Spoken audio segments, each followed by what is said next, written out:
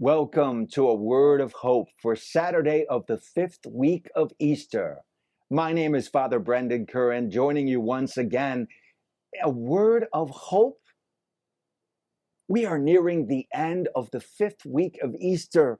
I thought we'd be talking about people transformed, people healed, communities being built, churches being opened. And Jesus is talking in the Gospel of John today. If the world hates you, realize that it hated me first. And if they persecuted me, they also will persecute you. Well, it doesn't sound to be so inspiring for us. Who wants to belong to the oppression? What is Jesus getting at? Well, Jesus is reminding us that not everyone gets or has gotten the sense of the mission of Christ. Yes, Christ healed the sick. Yes, invited the outcasts. Yes, taught the Beatitudes. Blessed are the poor in spirit, for theirs is the kingdom of God. And the first shall be last, and the last shall be first. But so many people of power may have a different opinion about all of that.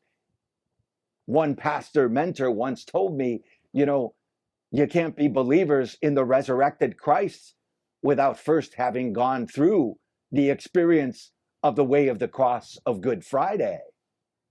Yes, in this time of celebrating and learning to celebrate the good news of Easter joy, we're reminded of the sacrifices that may come, of the challenges and conflicts in a world thirsting for new life of Christ and the presence of God with them. If you just look behind me, you see the flags honoring two places of conflict in our world, just to name a few.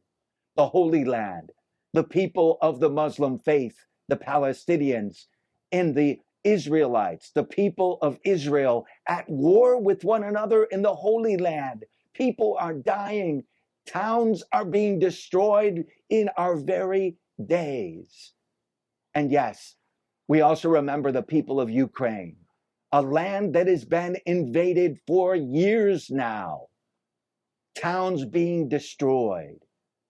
We know that there are persecutions and people who are struggling to see the new life of Christ in our midst. That should remind us of the importance and vitality of the needs of preaching the good news and new life of Christ in our world. Reminding people you can be healed, that opening of the blind eyes can actually happen in our midst.